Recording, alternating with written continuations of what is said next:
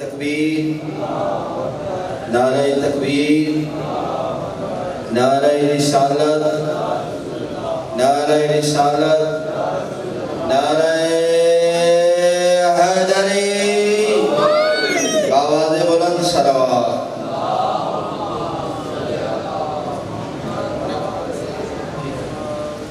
نعرہ تکبیر، نعرہ تکبیر، نعرہ رسالت، نعرہ رسالت، نعرہ حیدری، آواز بلند صلوات۔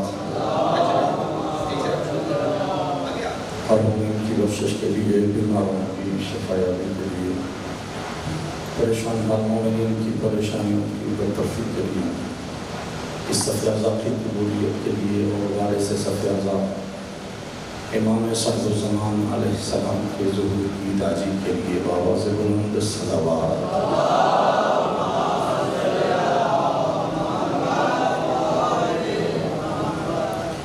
اعوذ باللہ من الشیطان الرجیم، بسم اللہ الرحمن الرحیم،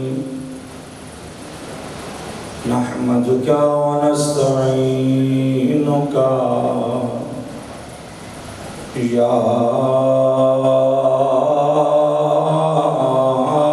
اللہ یا مقیل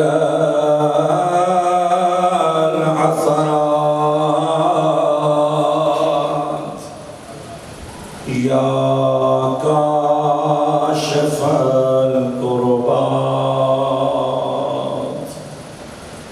یا مجیب الدعوات،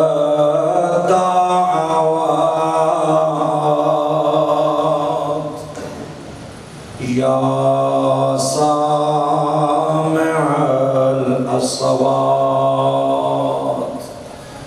الحمد لله الذي جعلنا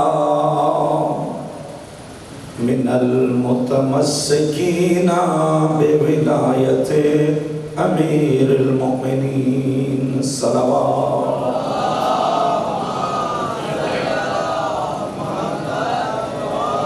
أما بعد، فقال الله الحكيم في القرآن الكريم، بسم الله الرحمن الرحيم، فإذا فرغت فانصب وإلى ربك فارغب۔ صلوات۔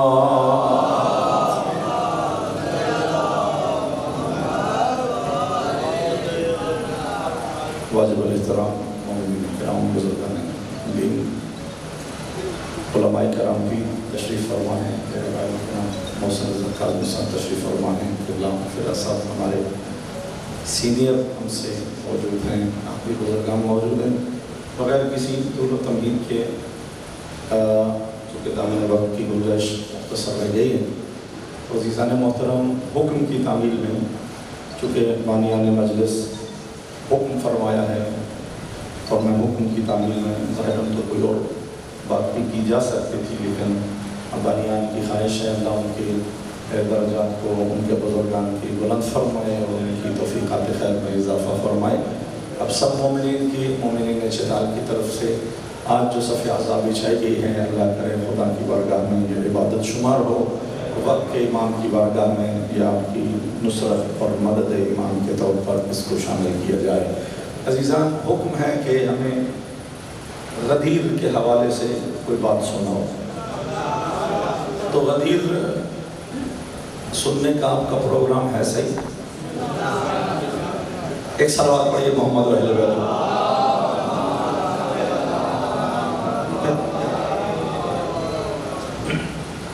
ہاں، ایک نعرہ ایسا سنائے نا پتہ چلے غدیر کا دن ہے۔ ماشاءاللہ،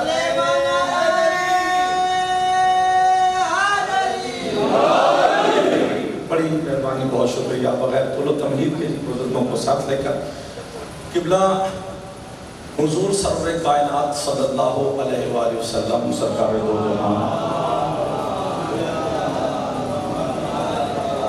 سرکار دو عالم نے اللہ کے حکم سے پورے دین کی تبلیغ فرمائی، سارا دین پہنچایا. میرے بات کے ساتھ رہیے گا تاکہ میں مختصر وقت میں لمبی بات کر کے چلا جاؤں گا. عزیزان محترم، شرط توجہ ہے، آپ توجہ فرمائیں گے بات مکمل ہو جائے گی.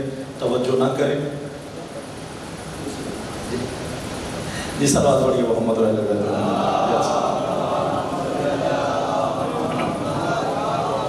بہرحال غور فرمائیے حضور، کوشش کریں گے بات کو ملا کے چلیے. عزیزان محترم، اللہ کے حکم سے نہ بولنے والے نبی نے، اللہ کی مشیت کے بغیر نہ حرکت کرنے والے نبی نے اللہ کے حکم سے پورے دین کو، اللہ کے احکامات کو لوگوں تک پہنچا دیا. ہر چیز لوگوں کو سمجھا دی. نماز کیسے پڑھنا ہے، روزہ کیسے رکھنا ہے، ماں باپ کا احترام کیا ہوتا ہے، رشتہ داروں کے حقوق کیا ہوتے ہیں، حلال و حرام. بیٹھے ہو جناب، پریشانی ہو کے میرے ساتھ میں نا غدیر پڑھنے جا رہا ہوں. عزیزان محترم، تو سارے احکام پروردگار کو لوگوں تک پہنچا دیا. اب آواز قدرت محبوب، جی اللہ آپ نے سارا دین پہنچا دیا، ایک چیز ابھی باقی ہے. جی وہ کیا؟ فرمایا نماز سکھا دی، روزہ سکھا دیا، جہاد کروا دیا، حلال و حرام سکھا دیے، ابھی ان کو حج سکھانا باقی ہے. لہذا ایسا کیجئے کہ اب حج واجب کرتے ہیں. تمام مسلمانان عالم زن و مرد کو لے کے آپ مکہ مکرمہ پہنچیے اور اللہ کے گھر کا حج سکھا دیں. تو حضور توجہ فرمائیے گا، حضور سرور کائنات میں حج کے لیے تمام مملکت اسلامیہ کے طول و عرض میں باقاعدہ طور پر سرکاری آرڈیننس جاری کیا، باقاعدہ طور پر احکامات جاری کیے کہ ایک اور عبادت واجب ہو گئی ہے، اور اس عبادت کے لیے آپ کے پاس وقت بہت کم ہے کہ میں ایک ہی حج کر سکتا ہوں. یہی میری زندگی کا پہلا حج ہوگا، یہی میری زندگی کا آخری حج ہوگا. جس کو حج کی عبادت میرے ساتھ کر کے سیکھنا ہے وہ تشریف لے آئے. اب توجہ اس بات پہ غور کہ جب حضور فرما رہے ہیں کہ میرا آخری حج ہے، اب اس کے بعد تو آپ کو ایسا تو نہیں ہو سکتا کہ ایک مرتبہ نہیں پہنچ سکے تو اگلی مرتبہ پہنچ جائیں، اور اس مرتبہ نہیں سیکھ پائے تو اگلی مرتبہ سیکھ لیں. سرکار نے فرمایا بھائی آخری موقع ہے، جس کو سیکھنا ہے ہوگا یہ واجب. عبادت ہے کامل. جس طرح نماز مردوں پر بھی واجب ہے، خواتین پر بھی واجب ہے، حج بھی ہر مستطیع توجہ زن و مرد پر واجب ہوگا. لہذا جسے سیکھنا ہے نا وہ آ جائے گا. اب یہ خط پورے طول و عرض مملکت اسلامیہ میں پھیل گیا اور ہر طرف سے لوگ مکہ کی طرف چل پڑے. غور فرمائیے گا حضور. اچھا مکہ ہے درمیان میں، ایک طرف ہے جدہ، ایک طرف ہے یمن، ایک طرف ہے طائف، ایک طرف ہے مدینہ.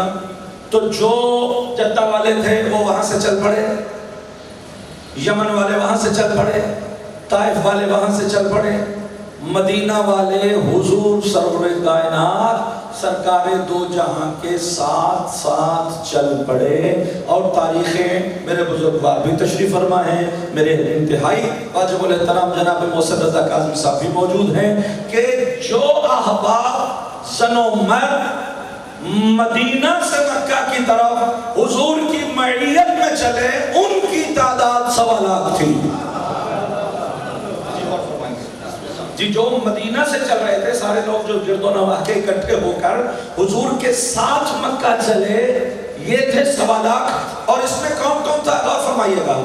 اس میں تمام صحابہ کرام تھے، حضور خود تھے، ازواج مطہرات تھی، اہل بیت تھے، مقدرات عصمت و طہارت آل محمد تھی، صحابہ تھے، صحابیات تھی، اور تمام زر و مرد. ایک بڑا قافلہ حضور کے ساتھ چلا. نہیں معلوم کتنے بندے توجہ کر کے بیٹھے ہیں، کتنے حیران. یہ جو 1.25 لاکھ کا مجمع مدینہ سے نبی کے ساتھ چلے نا، اس میں علی کوئی نہیں تھے. غور فرمائیے گا، یہ جو تاریخ سمجھنا چاہتے ہیں اس میں مولا متقیان سرکار موجود. اب حیران ہو گئے لوگ کہ سارے تھے، علی کہاں تھے؟ حضور نبی کے حکم سے حضرت مولا متقیان یمن میں تبلیغ اسلام فرما رہے تھے، تو نبی کے ساتھ ایک قافلہ مدینہ سے حج کے لیے آیا اور علی علیہ السلام کے ساتھ ایک قافلہ یمن سے حج کے لیے آیا۔ بات پہنچ گئی حضور تک؟ اچھا جی، مدینہ میں سارے لوگ، مکہ میں سارے لوگ اکٹھے ہو گئے، حج کے اعمال بجا لانا شروع ہو گئے، سرکار نے سب کو حج کے واجبات، مستحبات، احکام، ساری چیزوں سے آگاہ کیا اور اپنے ساتھ لے لے کے سب کو حج کروانے لگے۔ حج کے دوران توجہ، حج کے دوران آواز آئی فَإِذَا فَرَغْتَ فَانْصَبْ، اے حبیب جب یہ حج سے فارغ ہو جاؤ، فَإِذَا یہ جملہ سمجھ لیا تو مجلس سمجھ آ جائے گا۔ فَإِذَا فَرَغْتَ، اے حبیب جب حج سے فارغ ہو جاؤ، فَانْصَبْ کسی کو منسوب کر دینا، نصب کر دینا، توجہ فرمائیے گا، کسی کو منسوب کر دینا، وَإِلَىٰ رَبِّكَ فَارْغَب، اور خود اللہ کی طرف تیاری کر لینا۔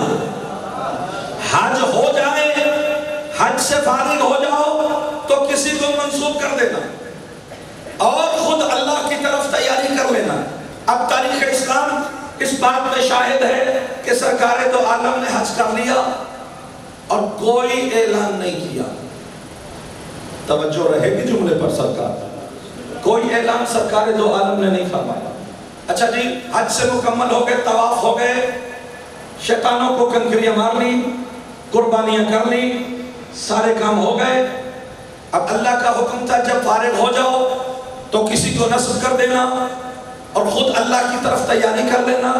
لیکن تاریخ اسلام گواہ ہے کہ حضور سرور کائنات نے حج سے فارغ ہونے کے باوجود کوئی اعلان نہیں کیا۔ اچھا نبی، آپ سوچ سکتے ہیں سرکار، یہ بڑا گمبھیر مسئلہ ہے، آپ سوچ سکتے ہیں کہ حکم آئے نبی نہ پہنچائے؟ بولو بھائی، حکم آئے نبی نہ پہنچائے؟ بھائی نبی کے بارے میں اللہ نے کہا ہے کہ ہے ہی رسول، بھائی اس کا کام ہے پہنچانا، تو سرکار کیسے ممکن ہے کہ سرکار دو عالم، کتاب کا نام ہے الفاروق، رات کی تاریکی میں عشاء کی نماز کے بعد صحابہ کرام گھروں کو جا چکے، آدھی رات کو کہیں سے خراج کا مال آیا، یہ جو فدیہ سارا اکٹھا ہو کے، زکوٰۃ و خمس اکٹھا ہو کے، مال کسی علاقے سے آیا اور صحابہ نے حضور کو فرمایا کہ صحابہ نے اطلاع دی سرکار دو عالم مال آیا ہے۔ سرکار نے کہا ابھی شمع روشن کرو، ابھی منادی کرو، صحابہ کو واپس بلا کے ابھی تقسیم کرو۔ ہمارے اہل سنت بھائیوں کی کتاب ہے الفاروق، بڑی مشہور و معروف کتاب ہے۔ تو قبلہ اس پوری رات میں صحابہ نے مشورہ دیا کہ سرکار رات ہو گئی ہے، صحابہ گھروں کو چلے گئے، صبح ہوگی تو ہم یہ مال تقسیم کر لیں گے۔ تو حضور نے جو جملہ ارشاد فرمایا، حضور نے فرمایا کیا تم گارنٹی دیتے ہو کہ میں صبح تک زندہ رہوں گا؟ پیچھے نہیں رہنا میرے بھائی، کیا تم گارنٹی دیتے ہو کہ میں صبح تک رہوں گا؟ کہا جی نہیں سرکار، ہمیں تو ایک سانس کا پتہ نہیں، آپ کا حکم یہ ہے کہ سانس اندر جائے تو یہ یقین مت رکھنا کہ باہر بھی آئے گی، لقمہ یہاں رکھو تو یہ یقین مت رکھنا کہ یہ لقمہ اندر بھی جائے گا۔ توجہ آخری بندے تک چاہتا ہوں۔ تو سرکار نے فرمایا جب تمہیں میری ایک سانس کی بھی ضمانت نہیں تمہارے پاس، تو میں مسلمانوں کا مال اپنی گردن پہ رہ کے پوری رات کیسے گزار دوں؟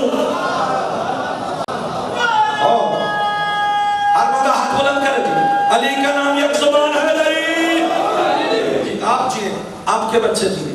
حضور ایک طرف سرکار دو عالم کی سیرت یہ ہے کہ مالک راج آئے تو ایک رات بھی انتظار نہیں کرتے، جیسے حکم آتا ہے پہنچا دیتے۔ لیکن یہاں تاریخ اسلام کی ایک ایک لفظ کی ذمہ داری لے کے میں پوری اعتماد کے ساتھ بات کر رہا ہوں، لہذا آپ کو پریشان ہونے کی ضرورت نہیں ہے، نتیجے تک میرے ساتھ سفر کرنا ہے کہ سرکار دو عالم نے آواز قدرت آئی فَإِذَا فَرَغْتَ فَانْصَبْ وَإِلَىٰ رَبِّكَ فَارْغَب، جب حج سے فارغ ہو تو کسی کو منسوب کر دینا، کسی کسی کو نصب کر دینا اور خود اللہ کی طرف تیاری کر لینا، حج مکمل ہو گیا۔ میں شیعہ سنی کتابوں کی پوری ذمہ داری سے جملہ ادا کر رہا ہوں، لیکن حضور نے مکہ میں کوئی اعلان نہیں فرمایا۔ خطبہ دیا، وہی اس میں سارے احکامات دینیاں بتائیں کہ کالے کو گورے پر، گورے کو کالے پر، عربی کو عجمی پر، عجمی کو عربی پر۔ کوئی فضیلت بولو جنہوں نے پڑھا ہے، یہی احکامات سرکار نے بیان فرمایا۔ اچھا جی، یہاں سے کم و بیش 90 سے 100 کلومیٹر دور ہے غدیر، مکہ سے کم و بیش 90 سے 100 کلومیٹر۔ حضور اگر اپنی گاڑی ہو نا تو پھر تو بندہ جلدی پہنچ جائے، لیکن جس نے اونٹ پہ جانا ہے وہ ایک دن میں پہنچ سکتا ہے، جس نے گھوڑے پہ جانا ہے، جس نے پیدل جانا ہے۔ اب ظاہر ہے عالم اسلام میں سارے غنی تو نہیں تھے نا، ہر بندے کے پاس گھوڑا تھوڑی تھا، ہر بندے کے پاس اونٹ تھوڑی تھا۔ کچھ لوگ تو پیدل بھی تھے، کچھ لوگ تو بیمار بھی ہوں گے، بوڑھے بھی ہوں گے، بچے بھی ہوں گے۔ تو سرکار ظاہر ہے غدیر تک پہنچنے میں 3-4 دن کا فاصلہ لگ سکتا ہے۔ تو ہوگا یوں کہ قافلہ چلے گا، وہ ایک جگہ رات کو پڑاؤ کرے گا، بلکہ ظہر کی نماز پر بھی رکیں گے، سارے صحابہ حضور کے پیچھے نماز پڑھیں گے، تب بھی اعلان ہو سکتا۔ شام کے لیے جب پڑاؤ ہوگا، خیمے لگیں گے، لوگ اکٹھے بیٹھیں گے، پھر بھی اعلان ہو سکتا ہے۔ پہلا دن گزر گیا، پہلا پڑاؤ آ گیا، نہ حضور نے ظہر کی نماز کے وقت کوئی اعلان کیا، نہ مغرب کے آرام کے وقت کوئی اعلان فرمایا۔ اگلا دن پھر کوچ ہو گیا، پورا قافلہ چل پڑا، نہ دن کو کوئی اعلان، نہ رات کے پڑاؤ پہ کوئی اعلان۔ 3-4-5 دن میں فرض کر رہا ہوں، فرض کیجئے 5 دن لگ گئے، 5 دن گزر گئے، حج ہو گیا، ابھی تک رسول نے کوئی اعلان نہیں کیا۔ اب آ گیا میدان غدیر، اور آپ سنتے ہیں ہر روز کے غدیر کے مقام پر نبی نے اعلان فرمایا۔ نہیں حضور، غدیر کے مقام کو پہلے سمجھیے کہ غدیر ہے کیا؟ غدیر ہے مکہ سے کم و بیش 90 سے 100 کلومیٹر دور ایک چوراہا، جہاں سے رستے جدا ہو جاتے ہیں، جہاں سے رستے پھوٹ جاتے ہیں۔ اب یہاں ہونا کیا تھا کہ جو قافلہ سارا حضور کے ساتھ آ رہا تھا نا، وہ یہاں غدیر کے میدان پہ بکھر جانا تھا۔ یمن والوں کو یمن جانا تھا، جوفہ والوں کو جوفہ جانا تھا، طائف والوں کو طائف نکلنا تھا، مدینہ والوں کو مدینہ نکلنا تھا۔ اب تک تو اللہ نے کہہ رکھا تھا کہ جب حج مکمل ہو جائے تو اعلان کر دینا، لیکن یہاں تک ایک دن گزرا، دوسرا دن گزرا، تیسرا دن گزرا، 5 دن گزر گئے، نبی نے اعلان کیا نہیں، لیکن خدا نے بھی کوئی دوسری مرتبہ رسول کو ریمائنڈر نہیں دیا۔ لیکن جب پہنچے نا مقام غدیر پر، اب اللہ کو بھی پتا ہے کہ یمن والے یمن چلے جائیں گے، طائف والے طائف چلے جائیں گے، مدینے والے مدینے چلے جائیں گے، ہمارا کام تو وہی رہ جائے گا۔ تو اب آواز قدرت آئی، یا ایھا الرسول بلغ ما انزل الیک۔ جی آپ جی ہر زبان محترم عزیزان محترم، اب اللہ کو پتا ہے کہ اگر اعلان نہیں ہوتا تو کب اعلان ہوگا؟ اب ظاہر ہے لوگ تو بکھر جائیں گے، اپنے اپنے گھروں کو لوٹ جائیں گے، اعلان کب ہوگا؟ تو آواز قدرت ہے، توجہ حضور، یا ایھا الرسول بلغ ما انزل الیک، اے رسول جو آپ تک نازل کیا گیا ہے اس کو پہنچائیے۔ اور جملہ اگلا سخت ہے، فَإِن لَمْ تَفْعَلْ فَمَا بَلَّغْتَ رِسَالَتَهُ، اور اگر آپ نے یہ نہیں کیا تو گویا ہماری رسالت کا کوئی کام نہیں کیا۔ غور فرمائیں گے عزیزان محترم، بھائی اب حکم ہو گیا اور بھی سخت۔ سوال یہ ہے، میرے شیعہ سنی بھائی تشریف فرما ہو، سوال یہ ہے کہ جو نبی مال خراج ایک رات تک بھی اپنے اوپر رکھ کے نہیں آگے بسر کرتے، وہ اتنے دن اللہ کے اس آرڈر کو اس طرح ڈیلے کیوں کرتے رہے؟ بھائی ہوا تو ہے، اگر نہ ہوا ہوتا تو یہ یا ایھا الرسول اس طرح کے سخت آرڈر دوبارہ نازل نہ ہوتے۔ جب کہہ دیا تھا فَإِذَا فَرَغْتَ فَانْصَبْ، تو نبی کے لیے دوبارہ یا ایھا الرسول کی آیت نازل کرنے کی ضرورت کیا تھی؟ تو قبلہ کیوں نبی نے ڈیلے تو کیا اور اللہ نے دوبارہ سے سخت احکام بھی بھیجے، لیکن سوچنے کی بات یہ ہے شیعہ سنی بھائیو، جو ایک رات مال خراج کو اپنی گردن پر لے کے نہیں سوتا، وہ اتنے دن حکم خدا کی اس تحت اعلان کیوں نہیں کر رہا؟ تو اس کا جواب بھی اللہ رب العزت نے خود اس آیت مجیدہ میں دیا، اور آیت آگے پڑھ رہا ہوں، ابھی سمجھ آ جائے گا کہ جب حج ختم ہوا تو نبی نے کیوں اعلان نہیں کیا، دوسرے دن کیوں اعلان نہیں کیا، یہاں تک بات کیوں پہنچی کہ چوراہے پہ بات آ گئی اور بات بکھرنے تک آ گئی، سفر جدا ہونے تک آ گئی، اور آیت کا جملہ اگلا ہے جو آپ کے سارے سوالوں کا جواب ہے۔ ارشاد فرمایا یا ایھا الرسول بلغ ما انزل الیک فإن لم تفعل فما بلغت رسالتہ، اور جملہ اگلا ہے قرآن کی آیت ہے واللہ یعصمک من الناس، اللہ تجھے لوگوں سے بچائے گا۔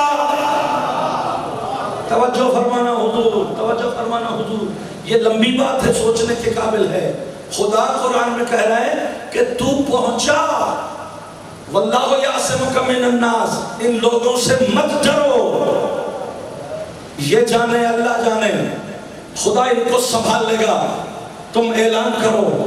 تو اس کا مطلب یہ ہوا کہ اب تک نبی معظم نے جو اعلان ولایت نہیں کیا، اس کی وجہ صحابہ کے لباس میں، حاجیوں کے لباس میں وہ دشمنان رسول و آل رسول موجود تھے کہ جن کے خوف سے اللہ کے نبی اعلان ولایت نہیں فرما رہے تھے۔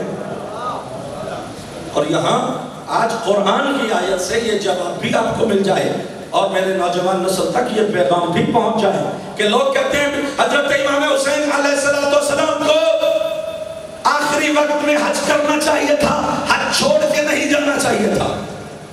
لمبی لمبی زبانیں مشورے دیتی ہیں کہ حضور حضرت امام حسین علیہ السلام کو حج پڑھنا چاہیے تھا، کیوں حج چھوڑا؟ بھائی وہاں پہ حاجی تھے نا، حاجی عبادت کے لیے آتے ہیں، تو وہاں کس سے خوف تھا؟ حضور جن سے نبی کو خوف تھا نا، وہ بھی حاجی تھے۔ توجہ فرمائے نا حضور، جن سے نبی خوف کھا رہے ہیں، خدا کہہ رہا ہے، اللہ فرما رہا ہے کہ واللہ یعصمک من الناس، کہ اللہ تجھے لوگوں سے بچائے گا۔ تو وہ جو لوگ تھے وہ یہودی تھے، بولو وہ عیسائی تھے، وہ بت پرست تھے، حاجی تھے۔ تو میں سارے حاجیوں صحابیوں کی بات تو نہیں کر رہا، لیکن اتنی بات ضرور ہے کہ جس طرح حسین کے حج کے وقت کچھ لوگ حاجیوں کے لباس میں قاتل امام حسین بن کے آئے تھے نا، اسی طرح حاجیوں کے لباس میں اس وقت محمد کے قاتل بھی موجود رہے ہوں گے۔ وہاں حاجیوں کے لباس میں ایسے لوگ میرے عزیزان محترم موجود رہے کہ جن کی وجہ سے یہ اعلان ڈیلے ہوا۔ اچھا جملہ انتہائی خوبصورت ہے حضور، میں نے تاریخ اب تک پہنچانا تھی، میں نے پہنچا دی۔ اب غدیر کا جملہ سنو اور میں ممبر بھائی کے حوالے کر دوں، اگر آپ نے توجہ فرمائی تو یہ مجلس آپ کے جوانوں کے لیے مفید ہو جائے گی۔ عزیزان محترم، پہلے جو نبی اعلان نہیں فرما رہے تھے، اب جب حکم سخت آ گیا کہ یا ایھا الرسول بلغ ما انزل الیک فإن لم تفعل فما بلغت رسالتہ، حبیب اگر آپ نے نہیں پہنچایا تو رسالت کا کوئی کام نہیں کیا، بندے جانے اللہ جانے، تو اعلان کر۔ تو اب جب آرڈر سخت تھا تو آپ کو معلوم ہے شیعہ سنی تواریخ کی کتب گواہ ہیں اس بات پر کہ نبی وہیں بیٹھ گئے اور حکم دیا کہ جو آگے جا چکے ہیں ان کو پیچھے بلاؤ۔ سنی بھی ہے نا بات، سنی بھی نا بزرگوں نے بات، جو آگے گئے ہیں ان کو واپس بلاؤ اور جو پیچھے رہ گئے ان کو ساتھ ملاؤ، مجھے اعلان کرنا ہے۔ غور فرمائیے گا، بات بہت دور کی ہے حضور، اگر آپ توجہ فرمائیں میرا ساتھ دیں تو میں وہ بات پہنچاؤں۔ توجہ فرمائیے بھئی، آپ کے یہاں اگر کوئی فوت ہو جائے، مومن مر جائے تو جنازہ اٹھاتے ہیں نا سرکار، تشییع جنازہ ثواب ہے، تو کیا ہوتا ہے کچھ بندے جنازے کے آگے آگے، کچھ ساتھ ساتھ، کچھ دور ایسے ہوتے ہیں، یا آگے آگے جنازہ ہوتا ہے اور پیچھے پیچھے بندے؟ بولو بھائی آگے آگے جنازہ ہوتا ہے، پیچھے پیچھے لوگ ہوتے ہیں نا، ایسے تو نہیں ہوتا کہ جنازہ درمیان میں کچھ آگے کچھ پیچھے۔ بھائی آپ لوگ ریلیاں نکالتے ہیں، قدس کی ریلی، احتجاجی جلوس، تو آپ کس طرح نکالتے ہیں؟ آگے بینر کے ساتھ علماء امامہ پوش لوگوں کو کھڑا کرتے ہیں، پھر اپنی قوم کے بزرگوں کو اور جوان سارے ان کے پیچھے ان کو فالو کر رہے ہوتے ہیں۔ بھئی آپ ایک جلوس نکالیں تو آپ اپنے بزرگوں کو علماء کو آگے رکھتے ہیں، سب لوگ پیچھے، حتیٰ کہ کوئی مومن مر جائے اس کے جنازے کو احتراماً آگے رکھتے ہیں، باقی سب پیچھے۔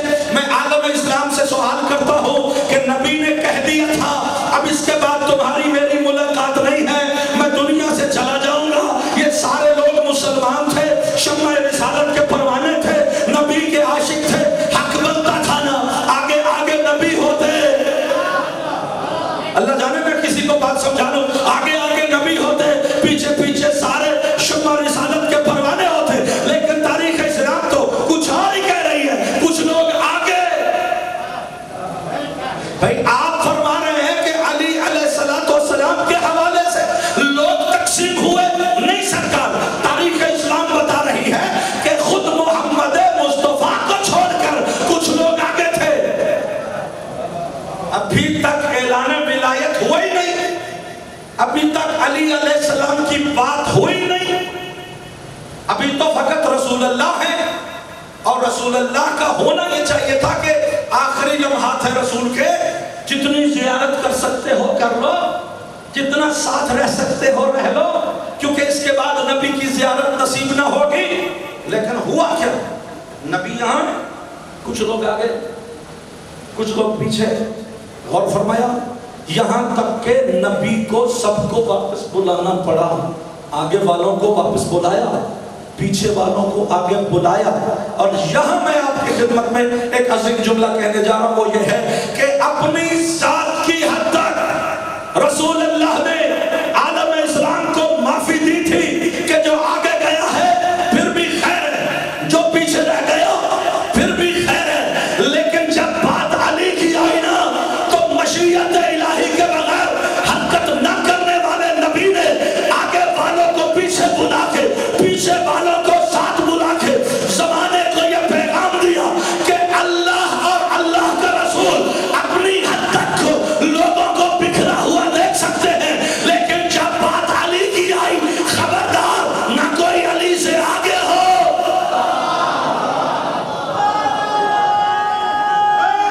ہاتھ بلند ہر بندے کا ہے علی، نہ کوئی علی سے آگے ہو، ہاں کوئی علی سے پیچھے ہو، بندہ وہ ہو، اس کا اسلام ہمیں قبول رہ جائے گا جو علی کے قدم پر قدم ہو، جو علی کے نقش قدم پہ چل رہا ہو، جو علی کی پیروی میں چل رہا ہو۔ تو بس حضرات گرامی، بات اپنے انتہا تک پہنچے کہ سرکار دو عالم وہاں بیٹھ گئے، سب لوگ نہ جانے کتنی دیر لگی، کیسا معاملہ تھا، بات بہت لمبی، بہرحال لوگ اکٹھے ہو گئے۔ تو سرکار دو عالم نے فرمایا یہ جن جن کے پاس پلانے ہیں نا، اونٹوں کے پالان یہ اتارو۔ سرکار کیا کرنا ہے؟ کہا بتاؤ، خطبہ دینا ہے، ممبر چاہیے، ممبر کے بغیر تو خطبہ نہیں ہوتا، لہذا پالان جوڑو اور ممبر بناؤ، مجھے خطبہ دینا ہے۔ آج کی اس مجلس میں یہاں سے سرکار کے دو عالم آپ کی بارگاہ میں چتال گرد و نواح کے مومنین کو ساتھ لے کر آپ کی دہلیز کا ادنا گداگر ایک سوال کرنا چاہتا ہے۔ طالب علم ہونا، سوال کرتا ہوں، مجبوری ہے۔ میں نے کہا سرکار آپ سارے نبیوں کے سردار ہیں نا؟ بولو، اس کا عقیدہ ہے تو بولو، ہے نا؟ سرکار یہ سارے نبی آپ کے امتی ہیں؟ کہا ہاں۔ تو کہا آپ کے جو امتی ہیں نا، ان میں سے ایک چھوٹے سے امتی ہیں جن کا قصہ اللہ نے قرآن میں لکھا، وہ تو کچھ اور کہانی سنا رہا ہے۔ کہا کیا پڑھو قرآن؟ تو میں نے آپ کے ساتھ مل کر قرآن پڑھا۔ یا رسول اللہ، آپ کا ایک امتی ہے جس کا نام ہے حضرت سلیمان، اس کا قصہ قرآن میں لکھا کہ جب ان کو پتا چلا نا کہ ایک ملک سبا ہے، وہاں ایک حاکمہ عورت ہے جس کا نام بلقیس ہے، وہ میری اطاعت نہیں کرتی، تو سرکار آپ کے امتی حضرت سلیمان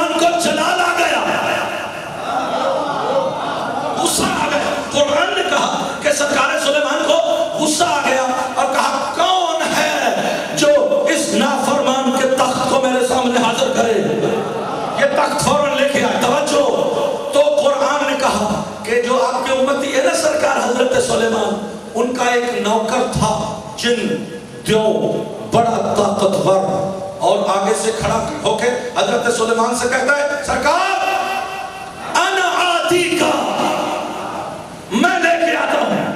उन्होंने कहा कितनी देर में लेके आओगे? कहा इतनी देर में, क़ब्ल अन तक़ूम मिन मक़ामिक, इससे पहले कि आप अपनी जगह से उठिए मैं अभी लेके आया। तो किबला आपके नौकर हजरत सुलेमान ने उसको बिठा दिया, डांट के बैठ जाओ, लेके आता हूं इतनी देर में, इससे जल्दी कौन ला सकता है? तवज्जो भाई, इससे भी जल्दी कोई लेके आए। तो सरकार आपके उम्मती सुलेमान की बगल में एक बंदा बैठा था कि जिसकी तारीफ कुरान ने यूं की कि क़ाल अल्लज़ी इंदहु इल्मुम मिनल किताब, तो बोला वो जिसके पास किताब का थोड़ा सा इल्म था। तो उसने कहा सरकार अना आती का, ये तो मैं ला सकता हूँ। कहा तुम कितनी देर में लाओगे? कहा इससे पहले कि आप आंख बंद करें और खोले। आंख बंद की, खोली, तख्त हाजिर था। तो मैंने कहा सरकार आपके उम्मती तो एक उसके पास गुलाम था, उसके पास थोड़ा सा इल्म था, वो तो तख्त बिल्किस को ले आया। हुजूर आपके पास तो अली है। सब उठाए कोई बंदा, अल्लाह जाने किसी को मेरी बात समझ आए। सरकार आपके पास तो अली है जिसके बारे में कुरान और खुदा फरमाता है कुल कफा बिल्लाहि शहीदन बैनी व बैनकुम व मन इंदहु इल्मुल किताब। वो अली है जिसके पास कुल्ले किताब है। मौला आप हुक्म तो करें, बैतुल मामूर अली आपके कदमों में रख दे।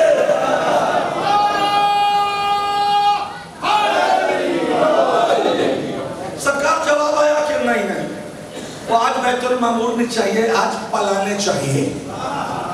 जाने बंदे हो यार, मुझे नहीं मालूम रसूलुल्लाह को पलाने क्यों चाहिए, लेकिन उनको पलाने ही चाहिए। बात मैं खत्म कर दूं, आखिरी मेरा जुमला भाई को मेंबर, मसाइब फिर कभी जिंदगी रही तो आपकी खिदमत में पढ़ेंगे। अजीजान थोड़े को ज्यादा समझिएगा जहां तक तशरीफ फरमा है। मेरे भाइयों मेरे अजीजों, रसूलुल्लाह सल्लल्लाहु अलैहि वसल्लम ने पालान का मेंबर बनाया। आपकी सोच से पहले मैं मेंबर छोड़ने लगा हूं और भाई मोहसिन को मैं यहाँ बिठाने लगा हूँ। अजीज़ान मोहतरम, इससे पहले मेंबर बनाया और मेरे उस्ताद कहा करते थे कि रसूलुल्लाह मेंबर पे गए और मेंबर पे अली को बुलाया और था यूं, सुनिएगा जुमला, मेरा जुमला नहीं है, बुजुर्गों का जुमला। क्या कहने, किताबतें तो बुजुर्ग साथ ले गए, अल्लाह उनको करवट करवट जन्नत नसीब करे। कहा करते थे, सुनिएगा जुमला, किबला अगर दिल पे लगे तो बुजुर्गों का जुमला। कहा मेंबर पालान था, रसूल के सामने खुम का मैदान नहीं बल्कि खुदा हुआ कुरान था। कहीं सूरह मोमिनून थी, कहीं सूरह मुनाफिकून थी। अल्लाह जाने कोई पहुंच जाए, अल्लाह जाने। पूरा कुरान खुला हुआ नबी के सामने और नबी ने खुतबा देना शुरू कर दिया। अजीजा ने मोहतरम, तारीख इस्लाम गवाह है, मेंबर दे रहा हूं भाई को। आखिरी मेरा जुमला है, नबी अकरम